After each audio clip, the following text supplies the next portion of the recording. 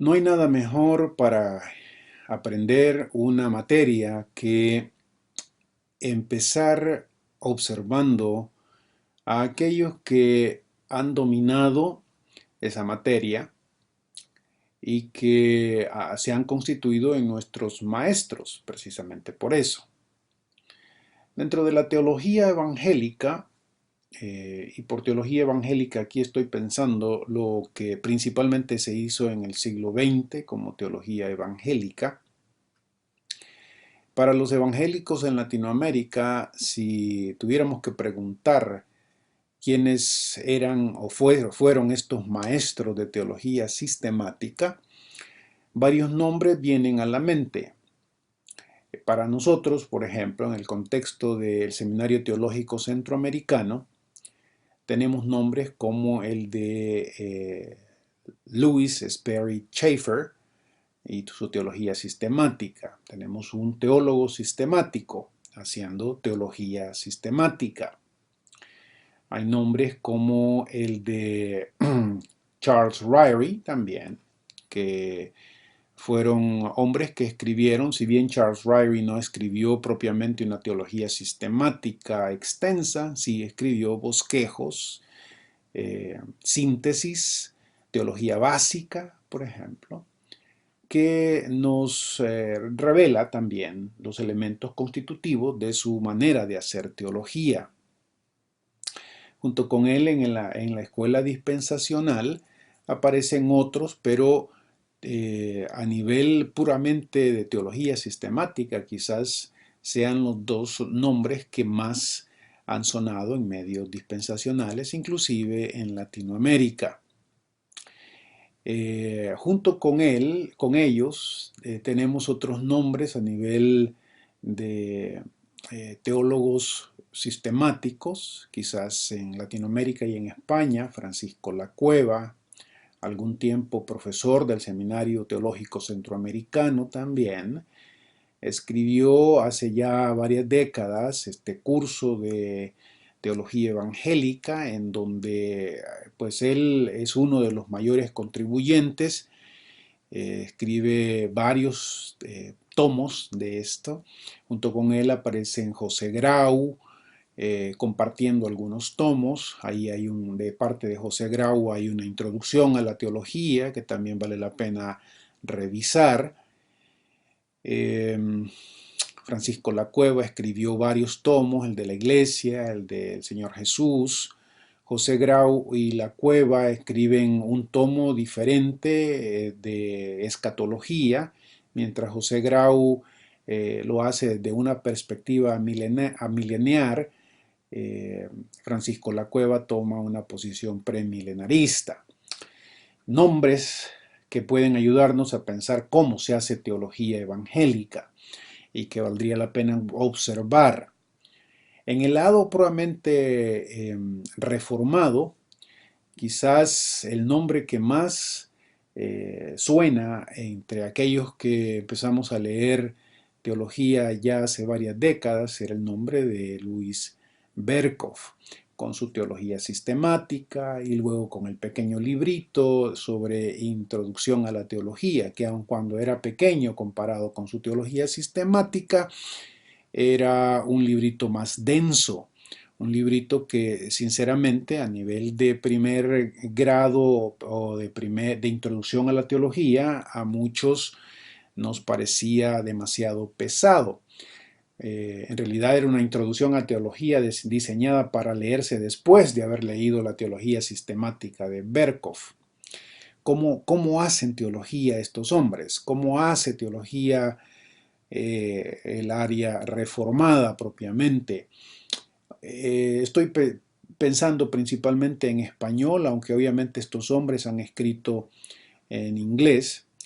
Y más tarde, en el siglo XX, llegó también la traducción de otros reformados, como Hodge, es otro reformado, que perteneció a los llamados Princetonians, los teólogos de Princeton, baluartes gigantes con la lucha contra el liberalismo, Benjamin Warfield, por ejemplo, es uno de esos otros, un teólogo que aun cuando no escribió una teología sistemática, sus escritos, muchos de ellos son ejemplos de teología sistemática, en donde otra vez la escritura, la tradición, la experiencia, la razón son importantes para fabricar o desarrollar sus sistemas teológicos.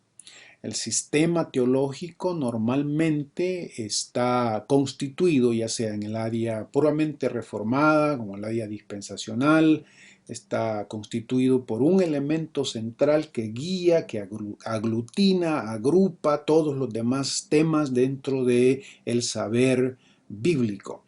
En la teología reformada hay ciertos temas, en la teología dispensacional hay otros temas, y aun cuando en algunos momentos la teología dispensacional se confronta con la teología reformada, en muchos respectos están bastante cerca. Más adelante quizás tengamos tiempo para hablar un poquito sobre esas diferencias y quizás ese tipo de diferencias pertenecen a otra clase. Lo importante de mirar en esta unidad que ustedes y yo estamos empezando es observar esos ejemplos evangélicos que tenemos para hacer teología.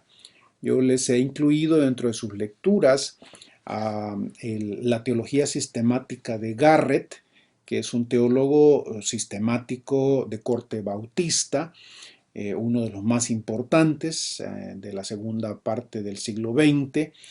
Su teología sistemática más parece una enciclopedia, no toma posiciones muchas veces personales, parece que el entendimiento que él tiene de teología sistemática es más bien con presentar las diferentes opciones, las diferentes perspectivas, y así lo hace, y en ese sentido es útil conocer un libro como el de Garrett y ver cómo interactúa con las diferentes posiciones y cómo es que termina haciendo una síntesis. Pero dentro de los evangélicos también aparecen otros nombres importantes que seguramente ustedes han oído, visto o leído. Erickson también, Millard Erickson es un teólogo sistemático bautista, un poco menos abundante en cuanto a los datos proporcionados por su teología sistemática, un poco más popular. También tiene cierto tipo de conceptos bautistas bien arraigados. La teología sistemática nunca se hace en un vacío, siempre, aun cuando se trata de hacerle justicia al texto bíblico, siempre el teólogo tarde o temprano refleja sus convicciones tradicionales. Eso es importante para la siguiente unidad que tenemos cuando hablemos de la tradición. Millard Erickson es un teólogo bautista, Garrett es un teólogo bautista. Otro de los teólogos evangélicos importantes en nuestro tiempo y leído en muchos respectos en Latinoamérica por su simpleza y su manera fácil de escribir y de leer y el elemento popular que contiene es la teología sistemática de Grudem, que ha escrito muchísimo, es un libro, es un mamut de libro también, la teología de él. Ha sido puesta también en otros formatos, un formato menos amplio, de tal forma que muchos lo leen. Grudem es una mezcla de teología. Por un lado hay mucho de bíblico en él, de trasfondo bíblico, pero también hay bastante de trasfondo pentecostal. Es interesante el caso de Grudem, ¿no? Porque por un lado tiene mucho de reformado y por otro lado tiene bastante de pentecostal, y esas convicciones tarde o temprano se reflejan en sus concepciones teológicas.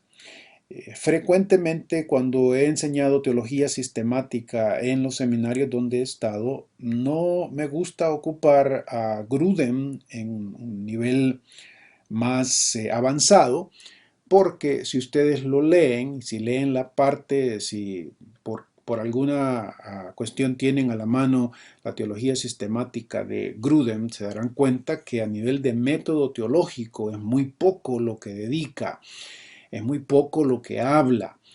Y eso no nos ayuda mucho cuando tenemos que reflexionar cómo es que este teólogo llega a las conclusiones que llega. Uno tiene que caminar con él sobre toda una doctrina a veces complicada y no nos permite ver si hay consistencia, digamos, en la manera en que trata todas las doctrinas o si hay algún tipo de inconsistencia, o por lo menos se hace un poco más difícil evaluarlo en este sentido.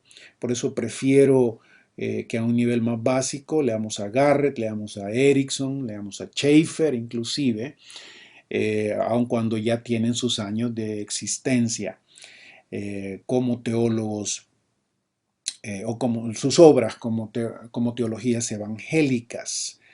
De todas maneras, leerlos y aprender de ellos es importante, reflexionar sobre cómo lo han hecho. En sus lecturas también incluyo en esta unidad un pedacito del bosquejo de dogmática de Karl Barth, uno de los teólogos más importantes del siglo XX, un teólogo reformado, neoortodoxo. Para aquellos que conocen la historia de la teología o que han oído de esto, sabrán a lo que me refiero cuando hablo en esos términos de este teólogo. Comparado con muchos liberales, sin lugar a dudas, Barth es conservador. Este bosquejo de dogmática es un librito pequeño, leíble, entendible, que va al grano, esencia de lo que constituye su trabajo teológico. Su dogmática de la Iglesia es otra vez una obra de increíble profundidad y amplitud. Obviamente no podemos ni siquiera leer un pedacito de ella en una clase como esta porque para introducirnos a su teología necesitaríamos leer un libro completo para entenderlo. Necesitamos una clase para hablar de Karl Barth. Y sin embargo, cuando tenemos necesidad de entender en esencia cómo este hombre ha hecho teología sistemática, nada mejor que esos primeros 20 páginas más o menos de este bosquejo de dogmática que él coloca ahí. Y finalmente en sus lecturas les coloco a este teólogo también que nos presenta una panorámica de los distintos métodos teológicos. Léalo con despacito, eh, aproveche las clasificaciones que hace. No pretendo que usted entienda todo lo que se lee aquí, obviamente este es un crecimiento que va dándose poco a poco, pero aproveche esta manera de presentarnos un panorama, ¿no? Dentro de las otras teologías sistemáticas que todos nosotros deberíamos estar familiarizados, por supuesto hay muchas, de la teología católica en el presente, hay muchas en inglés y en español, de las teologías europeas, la teología de Pannenberg, la teología de Moltmann, es algo que menciono ahí. En sus lecturas más adelante van a poder leer, aunque sea un pedacito de alguno de ellos, espero. Y hay otros teólogos que seguramente vamos a querer leer, la teología de la liberación, los trabajos de Clodovis Boff en metodología de la teología de la liberación, y el artículo al final de esta clase, lastimosamente no podemos dedicarle más, pero escogí un artículo de John Sobrino al final en donde Sobrino nos abre la puerta para que le entendamos claramente cómo es que él pretende que nosotros hagamos teología latinoamericana. Más adelante vamos a evaluar su propuesta, por supuesto.